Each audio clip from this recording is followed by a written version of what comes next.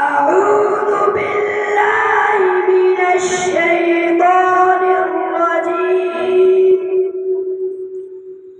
بسم الله الرحمن الرحيم. هل أتاك حديث ضيف إبراهيم المكرمين إذ دخلوا عليه فقالوا سلاما قال سلام قوم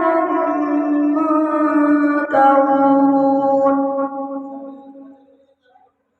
فراغ إلى أهله فجاء بعجل سمين فقربه إليهم قال ألا تأكلون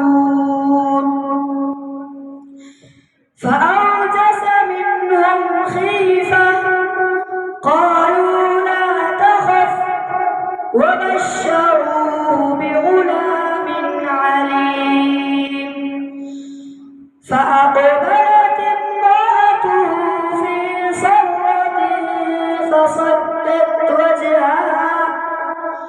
فصدت وجهها وقالت عجوز عقيم قالوا كذلك قال ربك إنه هو الحكيم العليم.